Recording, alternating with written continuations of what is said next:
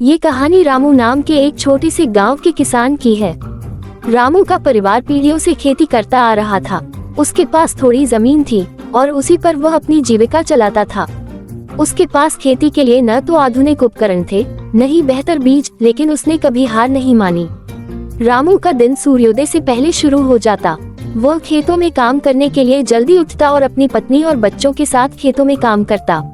वह जानता था कि अगर उसने मेहनत की तो उसकी फसल अच्छी होगी और वह अपने परिवार का भरण पोषण ठीक से कर पाएगा। रामू की जिंदगी में सबसे बड़ी मुश्किल थी पानी की कमी। गांव के नजदीक कोई बड़ा नदी या जलाशय नहीं था और वर्षा पर ही खेती निर्भर थी। कई सालों तक सूखा पड़ा रहा और फसलें बर्बाद हो गईं। एक साल ऐसा भी आया जब रामू की सारी फसलें सूखा और कीड़ों की चपेट में आ गईं।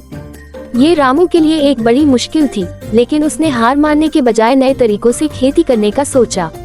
उसने आधुनिक कृषि तकनीकों का अध्ययन किया और अपने खेतों में वर्षा जल संचयन के लिए छोटे छोटे तालाब बनवाए। इसके अलावा उसने ड्रिप इरिगेशन और जैविक खाद का प्रयोग करना शुरू किया। धीरे धीरे उसकी फसलें फिर से अच्छी होने लगी और रामू का जीवन भी थोड़ा आसान हुआ। रामू ने किसानों की समस्याओं को समझा और अपने गांव के अन्य किसानों को भी नई तकनीकों के बारे में बताया। उसने उन्हें जल संचयन, जैविक खेती और अच्छे बीजों के बारे में जानकारी दी। इसके परिणामस्वरूप गांव के अन्य किसान भी अपनी फसलों में सुधार करने लगे। रामू का गांव अब एक मॉडल गांव बन चुका था, जहां किसानों को न केवल अच्छी फसलें मिल रही थी, बल्कि वे पर्यावरण की रक्षा भी कर रहे थे। एक दिन एक सरकारी अधिकारी गांव में आया और रामू की मेहनत को देखकर बहुत प्रभावित हुआ। उसने रामू के गांव को राज्य की विभिन्न कृषि योजनाओं का हिस्सा बनाने का प्रस्ताव दिया।